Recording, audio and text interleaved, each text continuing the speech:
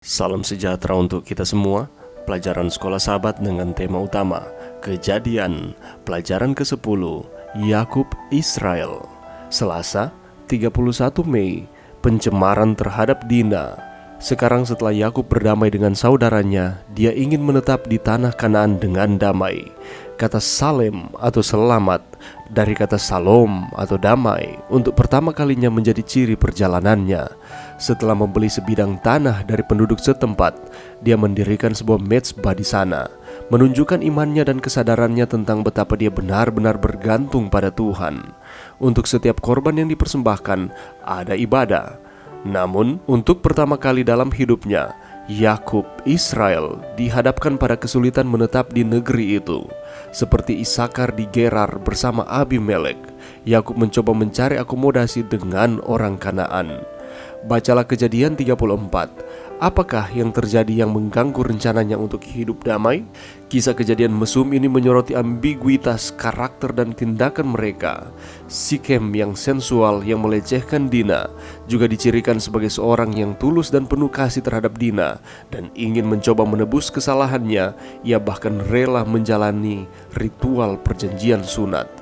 Sementara itu, Simeon dan Lewi yang menampilkan diri mereka sebagai pembela Tuhan dan perintah-perintahnya, dan yang menolak kawin campur dengan orang Kanaan, menggunakan kebohongan dan penipuan, dan siap untuk membunuh dan menjarah. Tindakan mereka tidak hanya tercela, atau mengapakah tidak menghukum satu orang pelaku saja, tetapi berpotensi menimbulkan lebih banyak masalah. Adapun Yakub, dia hanya peduli dengan perdamaian.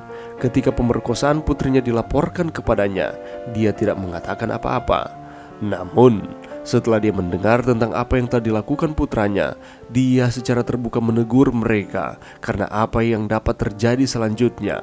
Kamu telah mencelakakan aku dengan membusukkan namaku kepada penduduk negeri ini, kepada orang Kanaan dan orang Feris. Padahal kita ini hanya sedikit jumlahnya. Apabila mereka bersekutu melawan kita, tentulah mereka akan memukul kita kalah, dan kita akan dipunahkan, aku beserta seisi rumahku. Berulang kali kita melihat penipuan dan penipuan, serta tindakan kebaikan dan kasih karunia dalam kisah-kisah ini.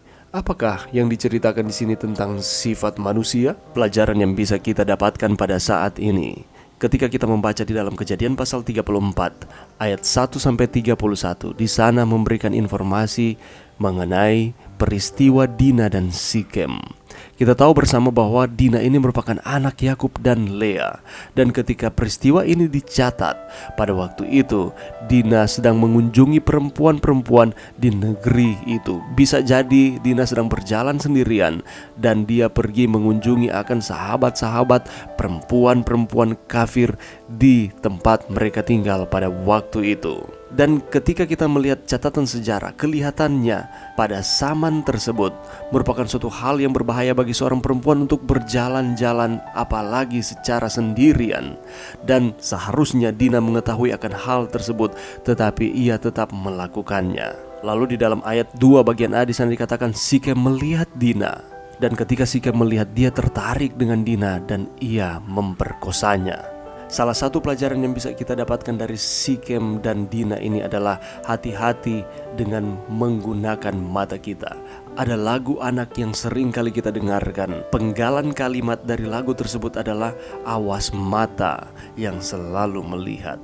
Kita harus menjaga mata kita, salah satu panca indera kita, untuk kita dapat melihat hal-hal yang baik yang berkenan kepada Tuhan. Dan cerita berlanjut, setelah peristiwa ini terjadi, ternyata Sikem jatuh cinta kepada Dina dan hendak melamar dia. Tetapi kalau kita melihat di dalam ayatnya yang ke-6-12, di sana mencatat bahwa kesalahan dari Hemor dan Sikem, Hemor ini adalah ayah Sikem, adalah bahwa mereka tidak mengaku salah ataupun meminta maaf kepada Dina dan keluarganya. Dan apakah sikap Yakub dan anak-anaknya ketika mendengar ataupun melihat akan peristiwa ini? Ketika mereka mendengarkan akan peristiwa ini, pastilah mereka sedih dan marah. Tetapi Yakub terlebih khusus bisa menguasai akan dirinya. Di dalam ayatnya yang kelima di sana dikatakan Yakub mendiamkan saja persoalan itu sampai mereka pulang. Yakub lebih memilih untuk bersabar Karena seringkali tidak ada gunanya ketika kita menunjukkan kemarahan pada saat kita sedang marah. Karena justru kita akan melakukan hal-hal yang bodoh. Dan adalah bijaksana kalau kita bisa menunda akan tindakan itu dan bertindak setelah kemarahan itu reda. Dan itu yang dilakukan oleh Yakub. Dan ketika anak-anak Yakub pulang, mendengarkan akan peristiwa itu, mereka menjadi sangat marah.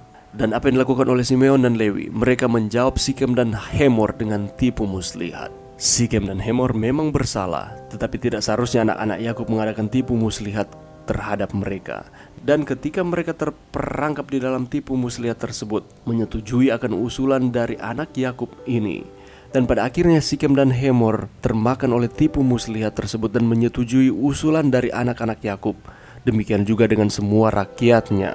Dan pada akhirnya di ayat 25-26, Simeon dan Lewi membunuh mereka semua. Mereka mengambil Dina kembali, anak-anak Yakub menjara seluruh kota. Kita lihat di sini kemarahan sering membuat orang bertindak tidak rasional, dan dosa yang satu akan mengikuti pada dosa-dosa yang lain.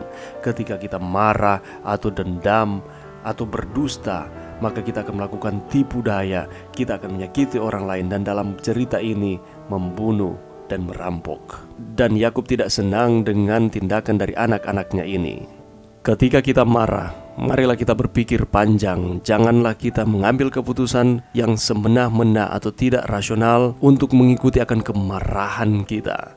Sehingga pada akhirnya bukan hal yang baik yang kita dapatkan, tetapi justru dosa yang satu akan mengikuti dosa yang lain. Mari berdoa. Terima kasih Tuhan atas firman-Mu pada saat ini. Bantu kami Tuhan untuk kami dapat mengontrol akan setiap emosi-emosi yang datang di dalam kehidupan kami. Ini doa kami di dalam nama Yesus. Amin.